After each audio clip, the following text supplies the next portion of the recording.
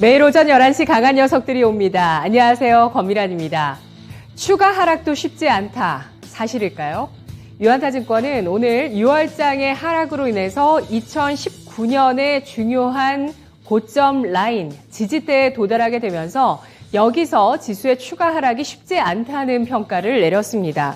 삼성전자와 SK하이닉스도 PBR 기준으로 2020년 3월 코로나 팬데믹 이후에 그 당시의 저점 혹은 그 저점을 이탈하는 PBR 흐름을 가리키고 있기 때문에 추가 하락이 쉽지 않다는 근거로 이 같은 내용도 제시를 했는데요. 블랙스완이 출현하지 않는 한 시장의 지지력은 강할 거라고 합니다. 다만 지금 블랙스완이 출현할 가능성이 높다고 보고 있는 전문가의 시각도 있습니다. 그리고 물가 긴축, 경기 침체에 대한 부담도 여전한 상황인데요. 오늘장 어떻게 헤쳐나갈지 세 분의 강한 녀석들과 함께하겠습니다. 어서 오십시오. 네. 안녕하십니까? 네, 오늘의 강한 코멘트 함께 하시죠. 첫 번째 코멘트, 신기수 전문가입니다. 흐름 내에 있다.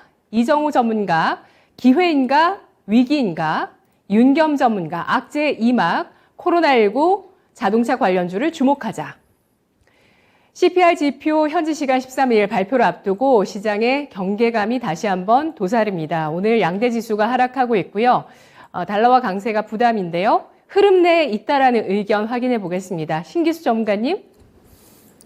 일단 어제 이제 S&P 500의 음봉이 하나 나왔는데 5일간 양봉이 나오다가 음봉이 하나 나오니까 시장에 엄청나게 또 이제 불안한 또 얘기들이 또 많이 나옵니다. 하지만은 현재 상황으로서는 흐름이 자연스럽게 흘러가고 있어요. 이제 3,900대 위쪽 3,950대를 매물대로 하고 있기 때문에 여기를 넘어서려면은 당연히 이제 매물대 소화 과정이 필요한 거고 한 번에 못 올라가니까 또 더군다나 이번 주에는 또 경제지표 발표도 있는데 확인하려는 심리는 있을 거고요. 그래서 음봉 하나 나왔다고 이제 그렇게 엄청나게 호들갑일 건 별로 없다. 저는 이렇게 보고 있고 단지 지금 이제 여러 가지 인플레이션이나 이제 금리 같은 것들 이런 것들은 경기 침체와 관련된 부분들도 다 이미 시장에서 얘기되던 부분들이고 재탕되고 있습니다. 단지 이제 새롭게 나온 게 있다면은 지금 이제 러시아 가스관 중단 사태가 있죠. 그게 있는데 그렇게 중단이 되면서 유로화가 어제 이제 갑자기 좀 빠졌어요.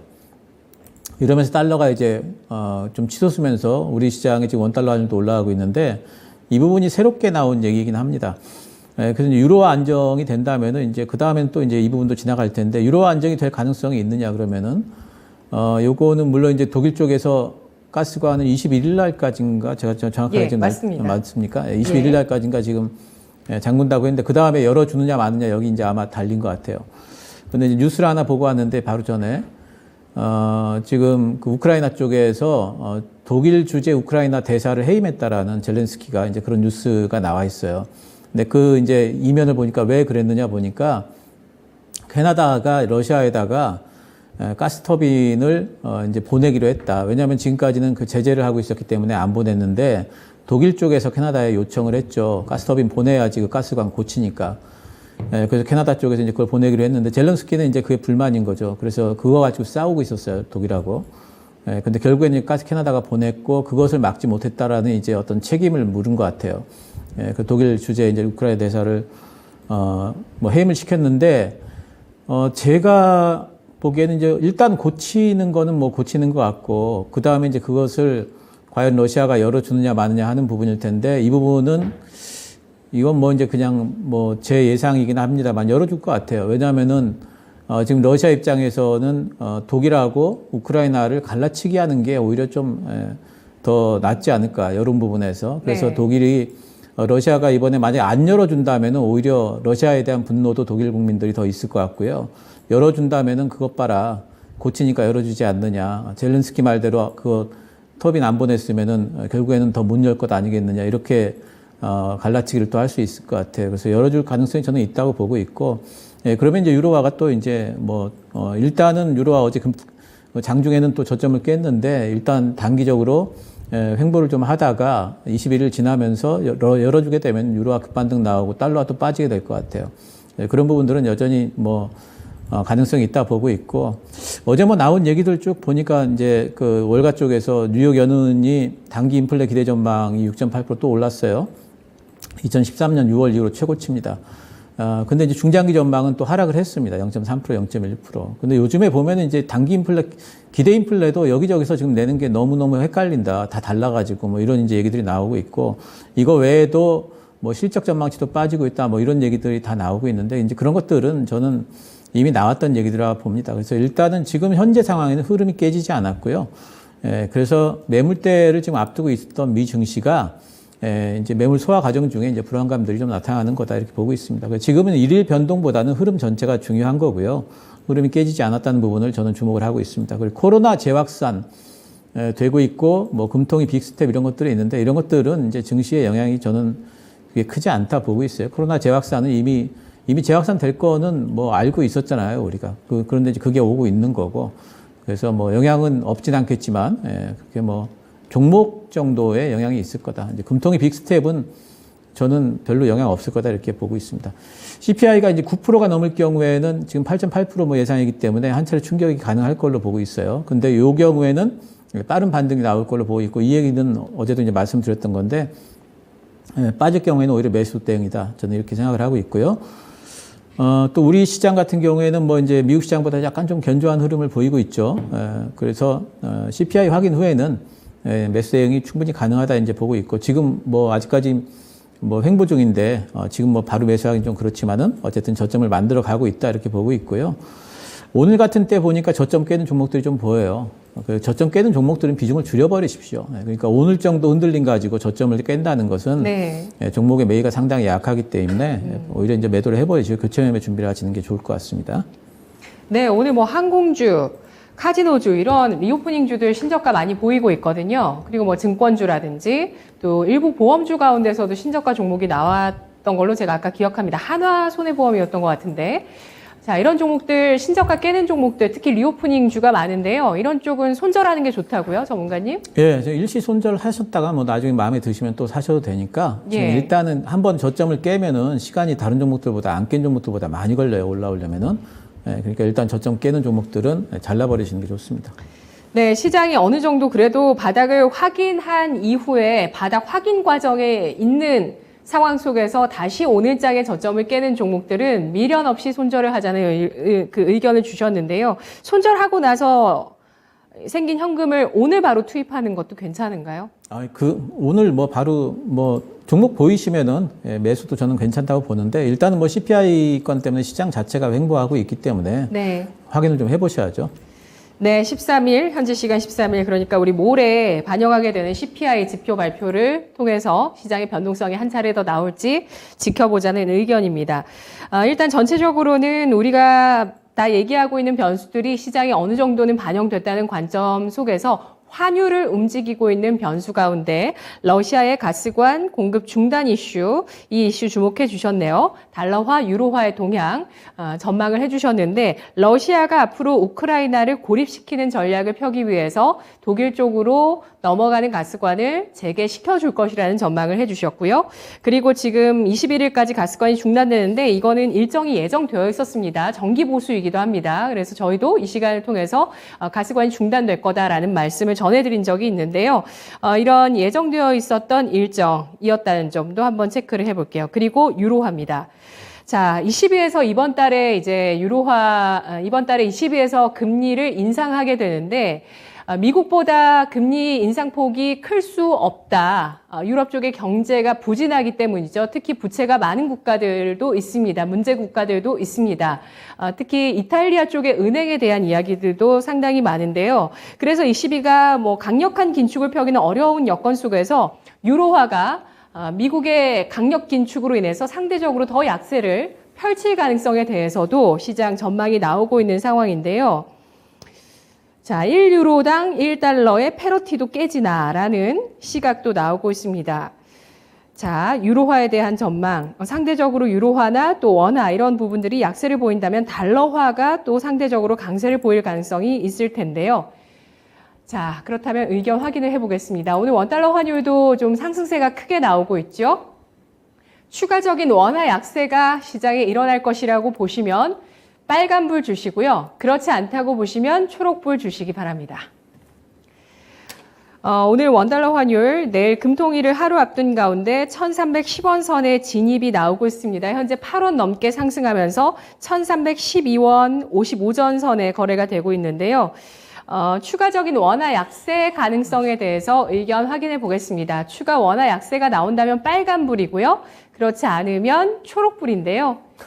윤경 전문가님은 색깔이 빨간색인데 잘 안 먹히네. 예, 빨간불 주셨습니다. 그래서 세 분 모두 빨간불을 주셨는데요. 이정호 전문가님, 네. 예, 환율 어떻게 보고 계신가요? 원화 약세가 아니라 달러가 너무 강세라고 저는 느껴요. 네. 그만큼 미국의 금리 인상 폭이 크니까 모든 돈들이 다 미국 쪽으로 쏠리고 있다라고 저는 생각이 들기 때문에 원화 약세라는 표현보다는 달러가 너무 강세다. 그래서 달러가 미국의 금리 인상이 어느 정도 주춤할 때 돼야 좀 잠잠해질 것 같다는 게 저희 생각입니다. 네, 달러는 언제 주춤해질까요? 금리 인상 마무리되면 예. 좀 어느 정도 적응을 할 수 있을 거라고 저는 보고 있습니다.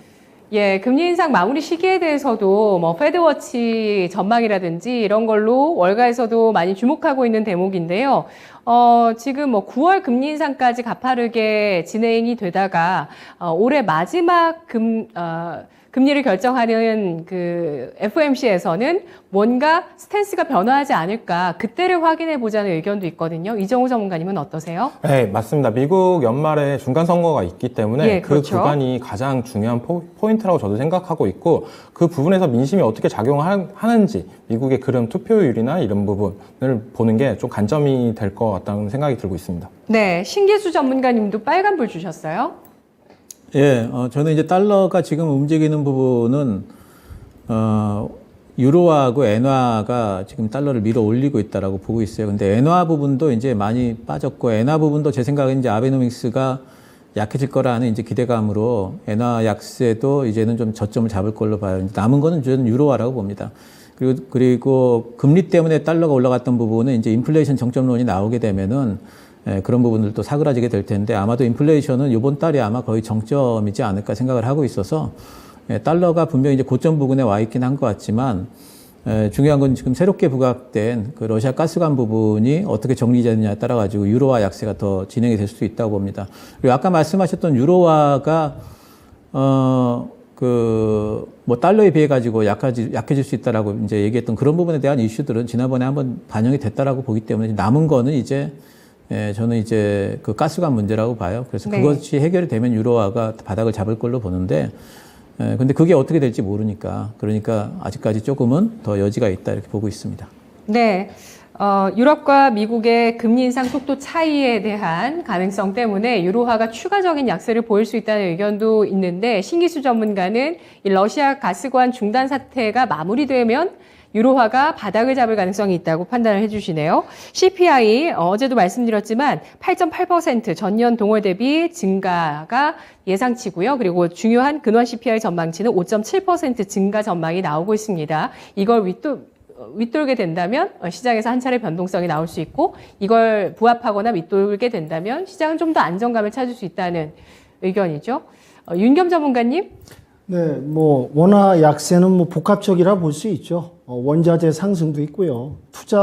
외인들의 투자 수급 부분, 자금 이탈 부분도 있고 또 우리나라가 뭐 중국 또 뭐 의존도도 있고 뭐 달러가 뭐 전 세계적으로 지금 뭐 금리 인상의 뭐 긴축에 안전자산 선호로 해서 복합적인 요소가 있기 때문에 지금 약세가 지금 이어지고 있다라고 보고 이제 당국이 이제 또한 이제 그런 정리 부분에서는 또 개입을 또 하고 있고요. 그래서 앞으로 원화 약세는 좀 더 지속되지 않을까, 달러 강세가 좀 이어지지 않을까, 좀 더 긴장 감소 시켜봐야 될 것 같습니다. 네, 하늘무사님께서 다음 질문을 예견해 주셨는데요. 저도 이 질문을 드리려고 했는데 구체적인 내용을 주셨네요. 하늘무사님께서 유럽은 독일과 이탈리아의 채권금리 차이가 현재 2배 정도 벌어지게 되면 유럽의 시스템적 리스크 발생 가능성이 매우 높아진다고 볼 수 있죠. 따라서 이 두 국가 간의 채권금리 차이를 잘 관찰해야 될 필요가 있지 않을까요? 의견 주셨는데요. 자, 질문 드리겠습니다. 유럽의 긴축이 이어졌을 때 유럽 쪽에서 블랙스완이 발생할 가능성이 있다고 보시면 빨간불, 없다고 보시면 초록불 주시면 됩니다. 또 말을 안 들었어. 네, 유럽의 긴축이 이어졌을 때 유럽 쪽에서 블랙스완이 발생할 가능성이 있다고 보시면 빨간불이고요. 그렇지 않다고 보시면 초록불입니다. 유럽 쪽에서 뭔가 예상치 못한 돌발 악재가 긴축 과정에서 일어날 수 있다고 보시면 빨간불 주시면 됩니다. 네, 신기수 전문가 빨간불 주셨고요. 윤겸 전문가 노란불이시죠? 노란불이신가요? 네네. 예, 이정호 전문가가 초록불입니다. 신기수 전문가님. 방금 말씀하신 이제 그 이탈리아 건이에요. 제일 중요한 게. 그러니까 이탈리아는 여전히 이제 유로 쪽에서는 제일 말썽 국가고요. 뭐 경제적으로 그렇다는 말씀입니다. 어쨌든 이제 제일 지금 이제 금리 인상에서 취약한 국가가 이제 이탈리아인데 또다시 이탈리아 쪽에 뭐 디폴트 문제 같은 것도 제기가 될 수 있고요. 이제 이런 것들이 제기는 될 수 있을 것 같아요. 근데 이것이 제기될 수 있다. 그걸 이제 저는 블랙스완이다 이제 이렇게 보고 있는데, 근데 이것이 글로벌 증시에 미칠 영향에 대해서는 사실 제한적으로 보고 있어요. 그렇게 네. 크게 영향을 안 미칠 거다라고 보고 있어요. 왜냐하면은 단기적으로 한번 변동은 줄 수 있지만 예전에도 보면은 이제 그 이탈리아 디폴트 같은 것들 예전에 또 그리스 문제 이런 것도 보게 되면은 거의 한 일주일을 못 갔던 것 같아요. 그래서 이번에도 일어날 가능성은 있다. 하지만 우리 증시는 유럽보다도 미국을 좀 추종을 하고 미국 증시에 이런 것들이 영향을 미칠 가능성은 있지만 영향 폭은 제한적이다고 보고 있습니다. 네. 이정우 전문가님은 초록불이신데요. 네. 어떤 의견이실까요? 뭐 그렇게 큰 걱정을 할 필요는 없다라고 저는 생각을 해요. 유럽 쪽 블랙스완이나 이런 부분은. 그 이유는 왜냐면 어차피 지금 악재나 이런 부분이 다 나왔는데 여기서 더 큰 악재가 나올 수 있을까라고 생각한다면 그렇게 크지 않다라고 저는 느끼기 때문에 이 시점이 약간 공포감을 주는 시점이지 이것 때문에 블랙스완이 나오겠다, 현실로 이루어지겠다라고는 생각은 안 하고 있습니다. 그냥 그래서 겁만 주는 형식이다라고 생각을 하고 있습니다. 네. 윤겸 전문가님은 노란불을 주셨어요. 네. 변수가 뭐 일어날 수가 있죠. 반전에 또 그 예상치 못한 변수가 있을 수 있다고 보고 있습니다만 지금 현재 그 돌아가는 그 트리플 악재, 메가톤급 이 악재에 비해서는 그 이상 일어날 변수는 있지 않겠다. 물론 이제 나올 수는 있지만은 트리플 악재 버금가는 변수가 아무리 생각해봐도 그에 이상 가는 건 없지 않을까 그렇게 예상이 됩니다. 네, 알겠습니다. 러시아 가스과 등 이 유럽발 악재가 달러화에 영향을 주면서 우리 장에 또 하락 압력이 되고 있는데요. 유럽의 긴축이 원활하게 진행될 수 있을 것인가, 그에 대한 의구심이 있습니다. 바로 이탈리아와 스페인 같은 국가들의 부채가 많기 때문인데 여기에서 부채로 인한 문제가 발생할 수 있다는 의견도 나오고 있고요. 다만 그런 의견을 주시는 전문가, 신기수 전문가도 이러한 문제가 시스템적인 위기로까지 전환이 되면서 전 세계적인 주식시장에 미치는 영향까지는 없을 것이다 라고 보고 있는데요. 첫 번째 코멘트 알아봤고요. 두 번째 보겠습니다. 두 번째 코멘트는 이정호 전문가, 기회인가, 위기인가 보겠습니다. 지금 네. 가장 궁금한 거라고 생각을 해가지고 준비를 했는데요. 예. 저는 그렇게 생각해요. 지금 어떻게 보면 되게 불안 심리가 되게 많을 거라고 보고 있습니다. 내일 있을 미국 CPI 발표, 그리고 금통위 발표, 금리 인상, 이거에 따른 충격 여파. 왜냐하면 우리나라 금리 인상이나 이런 부분이 됐을 때 우리나라 같은 경우에는 주담대 대출이 되게 비율이 높습니다. 그런 부분을 봤을 때 우리나라의 경기 침체가 오지 않을까, 이런 불안감도 생길 수도 있고, 약간 그리고 미국장에서 어제 그렇게 약간 조정만 주면 좋았을 텐데 약간 큰 폭의 하락세가 나왔던 점. 근데 큰 폭의 하락세가 나왔던 점은 미국장 기준으로 5일 연속 상승했던 부분도 있다고 커요. 근데 우리나라 증시 같은 경우는 약간 미국장 올라가는 거에 따라 그렇게 큰 상승세는 못 나왔다라고 하는 게 저희 생각인데, 이게 또 지금 기회라고 생각을 한다면 기회일 수도 있습니다. 하지만 위기라고 생각하면 위기일 수도 있다는 게 저희 생각인데, 뭐냐면 2300을 처음 깼을 때는 되게 두려움이 컸습니다. 근데 오늘도 스물스물 떨어지면서 2300 초반 부근에 있는데, 이거를 한 번 더 크게 깨지면서 시장에 충격을 주고 올라갈지, 이거에 대해서 고민은 많이 해봐야 될 때라고 저는 느끼고 있습니다. 그만큼 2300이 중요한 자리라고 저는 보고 있는데, 2300 자리, 그래도 길게 본다면 이 자리는 절대 쫄리지 않을 자리라고 저는 보고 있어요. 그만큼 2300 자리에서 지속적으로 반등세가 나왔던 점을 생각하시고 오늘 충격으로 인해서 조금 2300 부근이 왔다라고 한다면 종가 기준으로 좀 매수해도 괜찮은 자리다라고 말씀해 드리고 싶고, 제일 보수적으로 대응할 거는 내일 CPI 지수 발표 나오고 나서 들어가도 충분히 괜찮은 자리다라고 저는 보고 있습니다. 그 중에서 조금 뭐 탑픽으로 보고 있는 섹터들 한 두 가지 정도를 보고 있어요. 2차 전지 그리고 바이오. 원래는 반도체 쪽을 좀 봐야 되지 않을까라는 생각도 들었습니다. 왜냐면 2300 부근에서 다시 반등 나올 때 바이오랑 2차 전지가 조금 반등세가 셌습니다. 그 부분에서 지금 반도체는 계속 지속적인 하락세가 나오고 있는데, 반도체를 이제는 좀 관심을 가져야 될 때가 아닐까라고 고민도 했었는데 아직은 아니지 않나라고 저는 생각을 하고 있어요. 반도체는 삼성전자가 한 6만 원 정도 올라가주는 모습이 나오고, 그리고 뭐 하이닉스 기준으로, SK 하이닉스 기준으로 한 9만 5천 원 정도가 지지를 해줬을 때 그때가 좀 더 매력적인 자리지 않을까라고 저는 보고 있기 때문에 아직까지는 2차 전지 그리고 바이오가 괜찮다라고 말씀해드리고 싶고, 2차 전지는 테이펙스라는 종목을 가장 관심 있게 보고 있는데, 이거는 좀 이따 강한 녀석들 종목 시간에 말씀해드리고요. 바이오는 알테오젠이라는 종목을 말씀해드리고 싶습니다. 이 알테오젠 같은 종목은 어떻게 보면 바닥권 구간에서 반등을 제일 잘해줬다라고 전 느껴요. 지금 코스닥 시총 8위 정도 되고 있는데 충분히 뭐 시총 7위, 6위까지도 노려볼 수 있는 종목이지 않을까라고 생각합니다. 그 정도 생각을 한다면 지금보다 한 10% 정도의 상승 여력은 있다라고 저는 보고 있어요. 그만큼 요즘 다른 시총, 코스닥 시총 3위 종목들과 다른 움직임을 보이고 있다는 게 가장 큰 이유인데, 바닥권을 지켜주고 다시 올라가주는 모습, 세 번의 바닥을 지지하고 올라가주는 모습, 그리고 제일 중요한 건 박스권 부분을 이제는 돌파를 해줬다는 부분입니다. 아직까지는 완벽하게 돌파를 하지 않았지만 지금 6만 원이 가격대를 좀 지켜준다면 추가적인 여력 상승세는 있다라고 보고 있습니다. 그래서 오늘 같은 장, 약간 기회인가 위기인가 라고 생각하는 거, 기회라고 생각하지 말고 위기라고도 생각하지 말고 CPI까지 보고 그 다음에 대응해도 안 늦다라고 말씀해드리고 싶습니다. 네, 알겠습니다. 양대 시장에서 대형 바이오주들이 있는데요. 그 가운데서 알테오젠을 가장 긍정적으로 평가를 해주시는 것 같아요. 목표 수익률은 얼마까지 좀 생각을 해보실까요? 7만 원 부분까지는 괜찮지 않을까라고 생각을 하고 있습니다. 예, 요즘 바이오주 분석 많거든요. 증권사에서도 분석 많이 나오고 기관 수급도 좋아지고 있는 게 바이오인데 뭐 셀트리온이라든지 삼성바이오로직스 얘기 상당히 많죠. 그런데 알테오젠에 대해서 주목하자면서 7만 원 선까지 목표가 10% 정도의 수익률로 바이오주 바라보고 있습니다.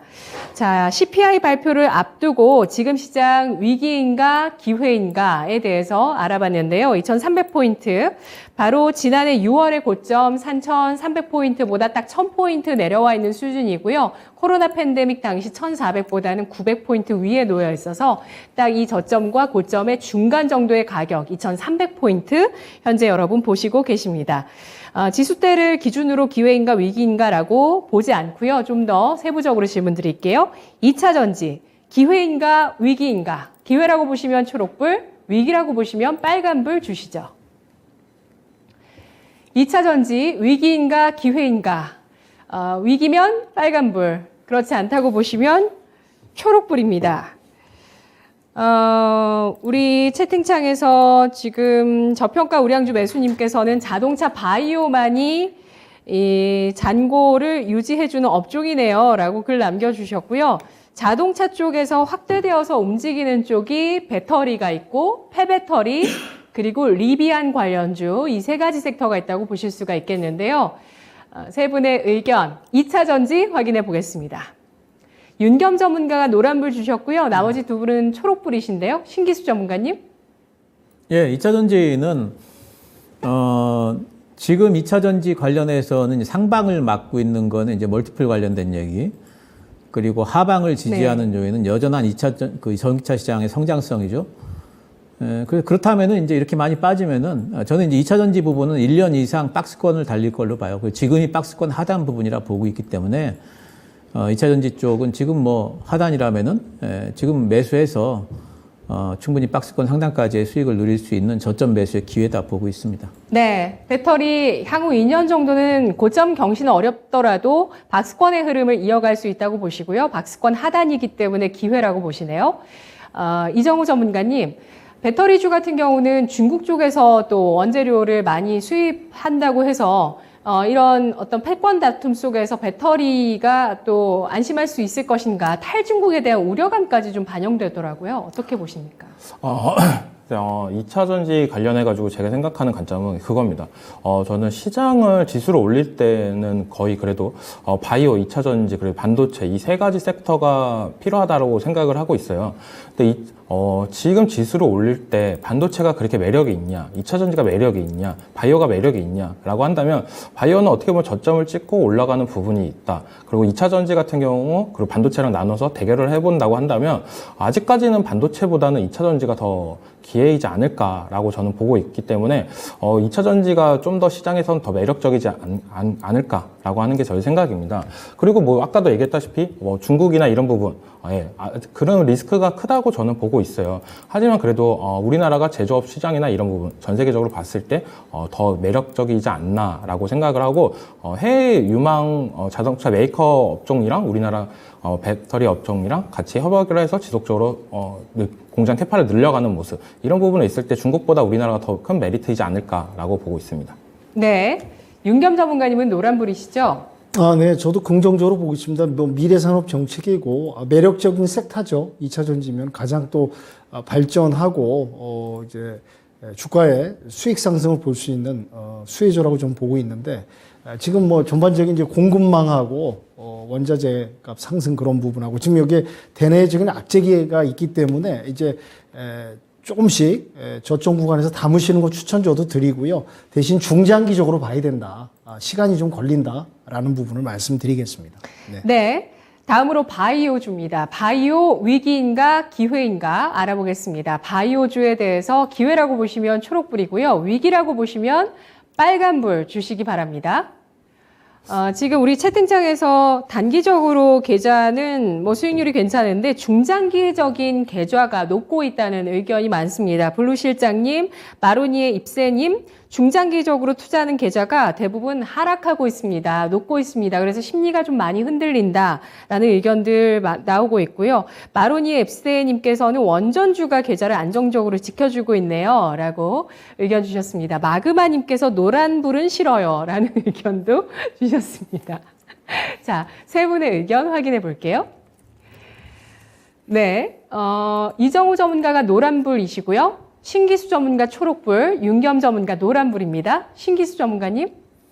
예, 바이오와 관련돼 가지고는 계속 뭐 좋은 투자 의견 긍정적으로 보는 거 이제 말씀을 드렸고요. 단지 이제 바이오 중에서 제가 이제 보는 쪽은 본연의 파이프라인을 가지고 있는 그리고 이제 성장 스토리가 깨지지 않은 그런 종목들을 보자 말씀드렸죠. 지금 이제 코로나가 재확산되면서 기존의 뭐 진단주 또 뭐 코로나 이제 백신 관련주들이 올라오는 부분은 저는 트레이딩 관점으로만 보자 이렇게 말씀을 드렸고, 네. 시장 반등이 저는 나올 걸로 보고 있기 때문에 코스닥 시장 반등이 나온다면 저는 시차 코스닥을 또 이끌어갈 주도 섹터 중에 바이오는 분명히 포함이 될 거다 보고 있습니다. 네, 미스터 보수, 미스터 노랑 되시면 안 됩니다. 윤겸 전문가님 노란불이시죠? 네네. 아니 뭐 이제 일부러 노란불을 누른 건 아니고요.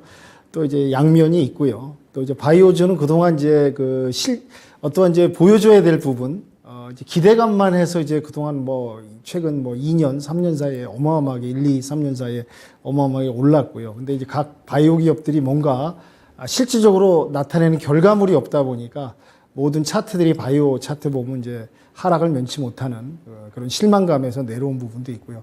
최근에 이제 코로나, 뭐 원숭이 도창 이런 부분이 다시 또 재확산되면서 그런 진단 키트주들은 또 수혜를 받고 또 어떠한 이제 단기성에 있어서 이제 말씀하신 대로 이제 매매 접근 방식은 좋다고 보고 있고요.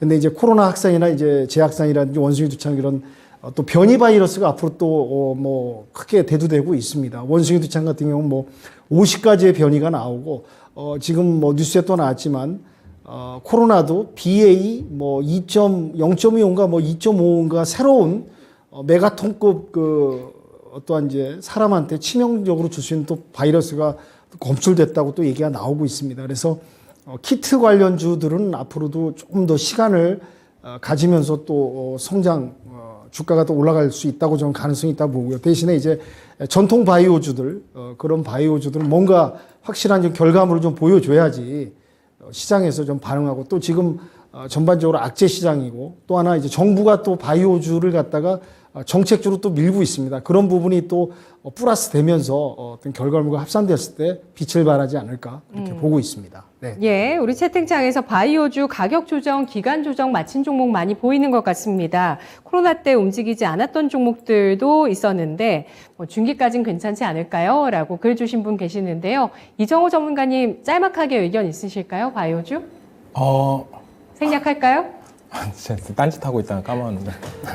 바이오 예. 괜찮다고 보고 저는 약간 노란불 줬습니다. 왜 네. 노란불을 줬냐면 왜 노란불이세요? 저는 요즘 시장에 약간 기회냐 유기냐 이런 부분을 생각을 하지 않는 게 좋을 것 같습니다. 그냥 이제 이 차트 지수의 흐름에 따라서 움직이는 게 가장 좋지 않을까라고 말씀을 해드리고 싶어서 노란불이라고 했습니다. 지금 뭐 수익이면 수익을 정리하셔서 다른 종목으로 갈아타는 것도 괜찮고 다른 종목이 너무 마이너스가 심하다 그럼 다른 종목으로 가는 것도 괜찮고 약간 너무 강직하게 가는 것보다 약간 이 바람에 흩날리듯이 이 지수라는 파도를 잘 타고 가듯이 가는 게 제일 좋지 않을까. 그게 제일 안전한 방법이지 않을까라고 말씀해드리고 싶어서 노란불이라고 했습니다. 알겠습니다. 유연한 전략이 중요한 구간이라는 말씀인데요. 마지막에 남아있는 코멘트 확인해 보겠습니다. 오늘 강한 녀석들의 마지막 코멘트 윤겸 전문가 악재 2막인데요. 악재 2막 코로나 때문인가요? 아니 또 뭐 복합적인 부분이 또 대두되고 있죠. 지금 이제 악재의 2막이 또 이제 조짐도 보이고 나타나고 있습니다. 근데 저는 이제 무슨 말씀을 드리고 싶냐면은 뭐 누누이제 말씀드리지만은 메가톤급 트리플 악재에 의해서 지금 시장이 이렇게 흘러가고 있고 또 뭐 미 증시도 실적 부분이 또 경계심이 또 있고요. 또 미 증시나 연준이나 미 재무부나 매일 하는 얘기가 같은 반복입니다. 뭐 우리 미국은 경제는 튼튼하다. 방어할 수 있다. 지금 뭐 침체가 아니고 둔하다. 주구장창하는 소리가 그 얘기입니다. 맨날 반복되는 얘기. 뭐 인플레이션 뭐 어떠한 수단과 방법을 가리지 않고도 잡겠다. 억제하겠다. 그렇지만 또 쉽지 않겠다. 뭐 알쏭달쏭하면서 계속 같은 말만 반복하고 또 이제 그게 어떠한 이제 해소할 수 있는 지금 카드는 뚜렷이 없는 그런 부분이 나타나고 있고요. 그래서 이제 악재의 2막이라고 제가 표현을 했는데 뭐 이제는 이제 모든 투자자분들이 뭐 웬만한 악재 나타나도 별 반응이 없으실 겁니다. 하도 주변에 악재에 둘러싸여 갖고 이제 뭐 그러려니 하실 것 같고요. 그래서 이제 저는 이제 이 부분은 이제 시간이 지나면 해결되는데 뭘 강조드리고 싶냐면 시간이 많이 걸린다. 단기간에 해소할 수 없는 부분이다. 이제 모든 악재는 시장에 또 반영이 됐고요. 새로운 악재가 나타나더라도 기존의 이 큰 악재에 비해서는 그렇게 뭐 능가하는 악재는 아닐 거라고 봅니다만 점진적으로 많은 시간을 필요로 하다. 그래서 이제 오늘 같이 또 이렇게 빠지는 이런 하락장에서는 제가 봤을 때는 이제 수익권의 종목을 들고 계신 분들은 그냥 빨리 수익을 지키시고 또 많이 물려 있으신 분들은 뭐 어쩔 수 없이 견뎌내야 되는 시간이다라는 부분을 좀 말씀을 드리고 싶고요. 그리고 또 우리 이제 국내 증시 같은 경우는 뭐 5종이 지금 뭐 움직이고 있습니다. 5종 세트. 뭐 인플레이션 또 우리도 빅스텝 50bp 한다는 얘기가 있고요. 또 환율 부분도 지금 뭐 쉽게 잡을 수 없는, 제가 아까 전에 또 환율의 그 상승 이유에 대해서 몇 가지 또 말씀을 드렸고요. 또 무역 경상 수지 악재도 있고요. 외인의 또 이제 공매도 부분 플러스 수급 부분 플러스 투자금 이탈, 이런 부분이 또 이제 5종 세트가 또 이렇게 해소되지 않고 계속 또 이렇게 나타나고 부각되는 부분이 있는 것 같습니다. 그러니까 미 증시나 우리 증시나 지금 악재 부분이 좀 뚜렷한 해소 카드가 나와야 되는데 카드는 전혀 안 보이고 또 다시 반복되는 이런 부분이 있다라는 부분을 말씀드리고, 그래서 제가 말씀드린 대로 수익권에 있는 종목은 과감히 빨리 수익 실현하시고 물려있는 종목은 좀 견디시라, 시간이 필요하다. 올해 하반기까지는 전혀 눈에 뚜렷한 반등이 있을 거라고 저는 보지는 않습니다. 이런 뭐 물론 전반적인 악재가 시장이 반영된다 하더라도 어떠한 이제 투심이 움직일 수 있는 해소 국면, 반등이 일어날 수 있는 충분한 매력적인 카드가 나오지 않고서는 계속 횡보 박스 등락을 오고 가는 하반기까지 이어질 것이다 라는 부분을 저는 말씀을 드리고요. 뭐 증시 변수는 뭐 미증시가 계속 실적 경계감 때문에 투심이 또 살아나지도 않고 있습니다. 그래서 각종 지표, 뭐 내일 또 모레 연속 이어진 각종 지표하고 동향들을 또 지켜보면서 이어가야 될 것 같고요. 또 전쟁 장기화가 가장 큰 문제죠. 푸틴이 아예 뭐 전쟁 종료할 생각을 안 하고 뭐 아예 이제 서방을 이기에 아주 뭐 원자재 무기 삼아 갖고 아예 굴복시키려는 그런 액션과 아주 뭐 진짜 속된 말로 상남자는 상남자인데 전쟁만 안 일으켰으면은 멋진 남자로 저도 보고 싶구나. 지금 뭐 이런 전쟁 범죄를 일으키고 하여튼 뭐 장기화하면서 이렇게 무기화하면서 지금 전 세계가 고통받고 있는 원자재 상승에 있는 원자재 뭐 공급망 교란 뭐 이루 말할 수 없습니다. 그러니까 지금 뭐 거의 증시가 아비규환이 아닌가 좀 정신을 못 차릴 정도로 뭐 매일 뭐 이렇게 복잡하게 일어나는데 여하튼간에 이런 부분은 뭐 이제 다 이제 어느 정도 이제 맷집도 생기셨고요. 다들 이제 어느 정도 감안하고 계시니까 시간이 걸리면서 시간이 좀 먹는 게임으로 좀 받아들이시면 좀 편하지 않을까 말씀드리고요. 중요 일정은 뭐 어제도 말씀드렸지만 뭐 우리 금융통화위원회 또 뭐 미국 CPI 6월 소매 판매 미국 중동 그 바이든의 방문 이런 것들을 이제 복합적으로 보면서 분명히 변동성이 있습니다. 이런 지표가 뭐 증시가 무시하고 뭐 지멋대로 움직이진 전 않을 거라고 보고 있고요. 이런 부분을 또 관심 있게 보시고 저는 오늘 관심 섹터로는 현대기아가 영업이익이 15조가 났습니다. 그래서 이제 영업이익이 상당히 고무적이고 미국에서 또 그 제니시스 판매량이 상당히 월등하고 그래서 관련 기업으로 삼보모터스, 두올, 현대공업을 한번 좀 지켜보고 있고요. 또 기아자동차가 플라스틱을 갖다 20% 재활용하겠다라는 부분 때문에 플라스틱 관련 업체를 좀 봐야 되지 않을까. 에코플라스틱, 코롱플라스틱 보고 있습니다. 그다음에 이제 코로나 변이가 지금 나타나가지고 지금 또 사람에게 치명적인 부분이 또 몇 배 악영향을 줄 수 있는 부분이 또 대두되고 있기 때문에 당분간은 지금 뭐 제가 추천했던 엑서스 바이오는 그 뒤로 또 더 올라가더라고요. 그런 부분을 봤을 때 이런 어려운 시장에서는 또 이런 핫한 코로나 키트, 바이러스 관련한 종목들이라도 이런 악재장에서도 가고 있구나라는 부분에서 한국 BNC, PCR, 한국 BNC, PCL 이런 종목도 좀 보고 있습니다. 그래서 제가 꼭 말씀드린 종목 외에도 이렇게 분석하시고 공부하셔가지고 좀 더 디테일하게 면밀하게 보시면서 참고하시면서 풀어가시길 부탁드리겠습니다. 네. 네, 푸틴에 대해서 러시아에 대해서 전쟁 범죄를 재판하는 그런 이슈도 계속되고 있는데요. 지금 뭐 ICC라고 합니다. ICC에서 이 푸틴과 러시아 지도자들을 대상으로 전쟁 범죄에 대해서 재판할 수 있을지에 대한 증거 조사가 계속 이어지고 있고요. 일단 국가원수의 면책 권한이 국제법에는 적용이 되지 않기 때문에 증거만 잘 조사가 된다면 ICC에서 이 전범에 대해서 처벌할지 여부도 계속 좀 지켜보시면 좋을 것 같습니다.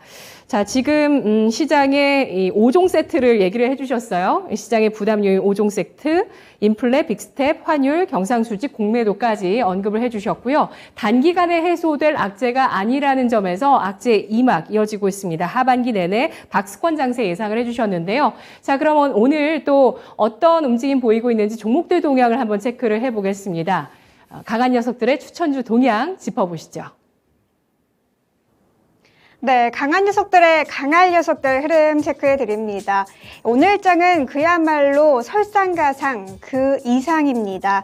한국은행의 금융통화위원회를 하루 앞두고 원달러 환율이 많이 오른 가운데 현재 코스피는 2310선에서 움직이고 있고 코스닥은 753선에서 움직이고 있네요. 네, 바닥은 나오지 않고 이러다 정말 지하를 뚫고 내려가는 건 아닌지 걱정인 시장이네요. 오늘도 반도체와 IT 또 2차전지 관련주들 조금 계속해서 약세 보이고 있고요. 진단키트 주와 또 리오프닝 관련 종목들도 좀 좋지 못한 흐름 보이고 있습니다. 이렇게 전반적으로 빠지는 시장 속에서 두 자릿수 수익률 종목을 알려드리는 게 정말 쉬운 일은 아닌데요. 그러면 지금까지 전문가별 토마토 티켓 보유 현황부터 알아보도록 하겠습니다.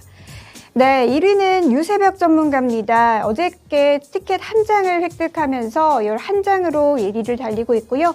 이정호 전문가는 티켓 7장으로 그 뒤를 따라가고 있습니다.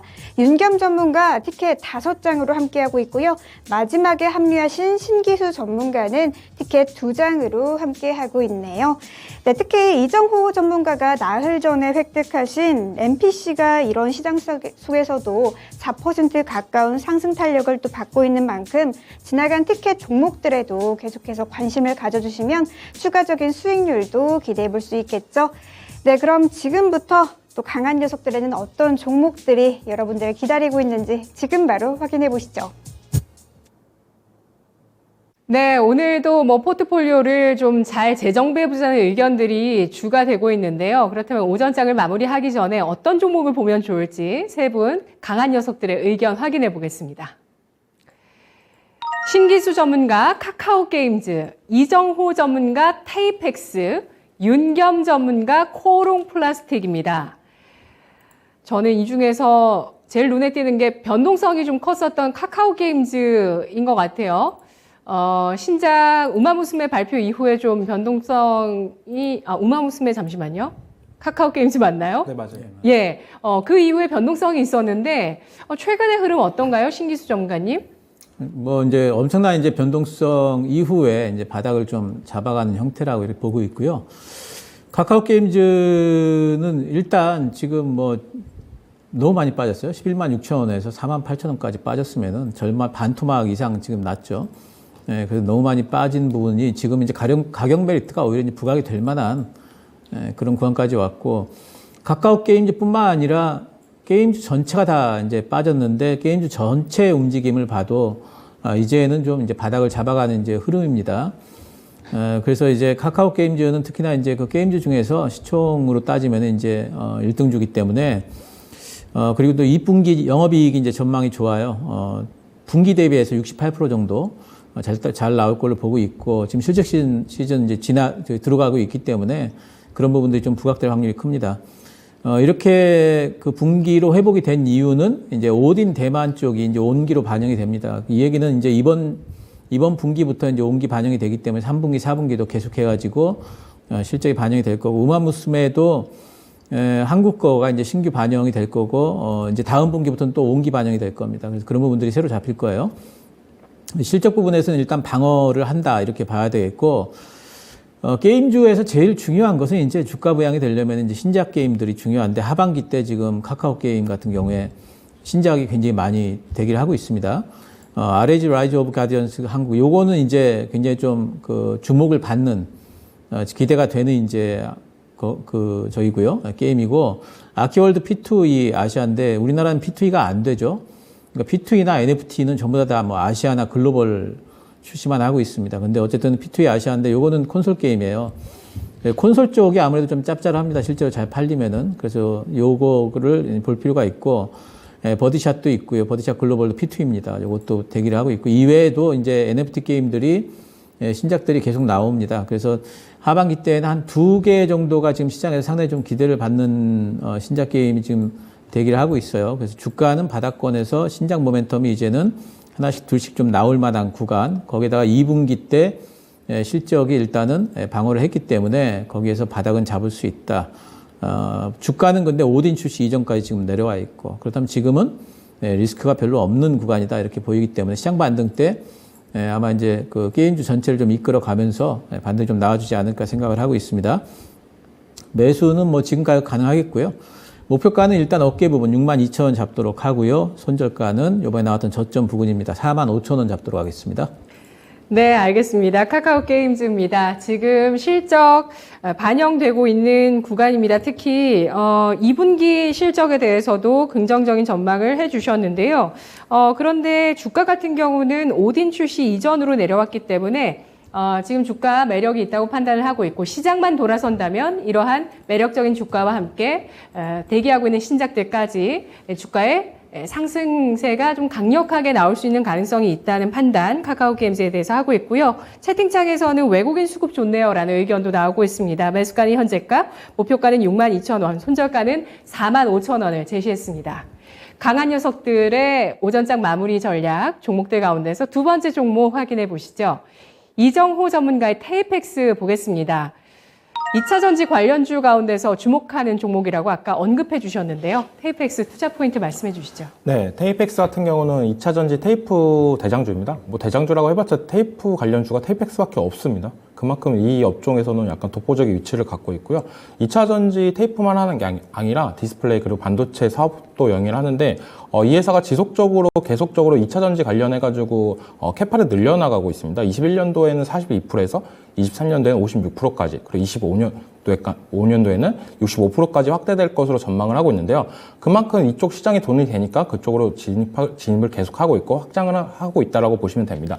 그리고 테이펙스를 잘 모르시는 분들이 많아요. 2차 전지 하면은 뭐 양극재, 음극재 뭐 이쪽으로 제일 많이 쏠려 있다고 보는데 이 테이펙스가 그래서 다른 2차 전지 소재주보다 되게 저평가라고 저는 생각을 하고 있어요.